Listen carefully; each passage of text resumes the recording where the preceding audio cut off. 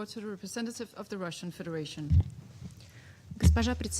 Madam President, we thank the Special Envoy of the Secretary General for Yemen, Mr. Hans Grundberg, and Under Secretary General for Humanitarian Affairs and Head of OCHA, Mr. Tom Fletcher, for their briefings.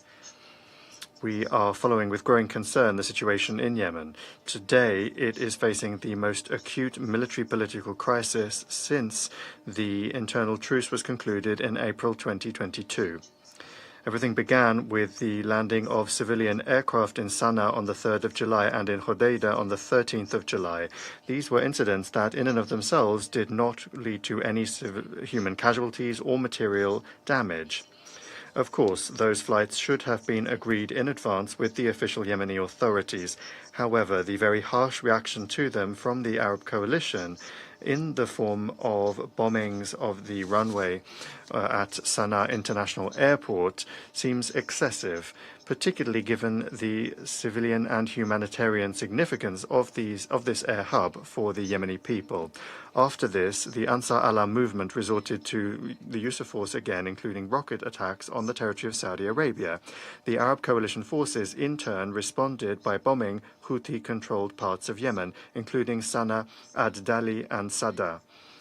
In this context, the military situation on the contact line has also worsened, with clashes in Marib, Taiz, and Hadramat provinces.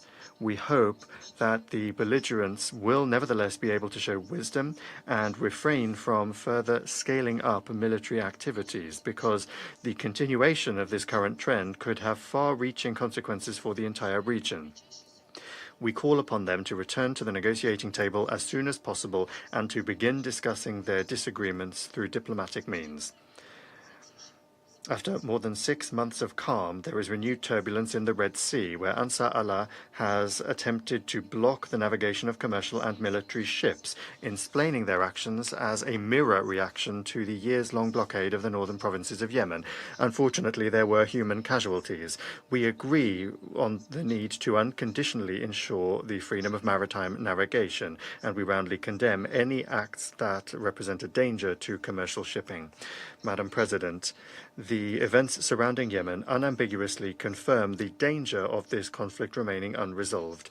We have witnessed how the long lack of progress in the Yemeni peace process forced the Houthis to become dragged into a regional confrontation initiated by the USA and Israel against the Islamic Republic of Iran. At the same time, we are convinced that even in these circumstances, the Yemenis do nevertheless have a chance to overcome their internal divisions. International mediation by the Special Envoy of the Secretary General should now make every effort to immediately resume negotiations on the Yemeni settlement roadmap, to formalize the agreements therein, and to launch a fully fledged political process. Achieving success in this will only be possible through dialogue, taking into account the fair interests of all of the leading political forces in the country, including Ansar Allah. At the same time, it's important to consistently overcome the parties' antagonism and to curb their bellicose rhetoric. The idea of exerting maximum pressure on any of the parties has long proven to be ineffective in the Yemeni context. For our part, we will continue to provide support for this in the context of our contacts with all Yemeni protagonists and key regional actors. We call upon responsible world powers to similarly support the Yemenis instead of attaching additional conditions to the launch of a political process in the country. We also recall the need for the eventual updating of the normative and legal basis for the Yemeni settlement. Madam President, we highlight the need for coordinated efforts by the global community on the humanitarian track in Yemen.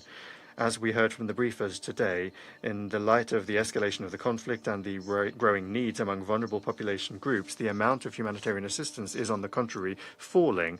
Vital areas such as food security, medical services remain underfunded.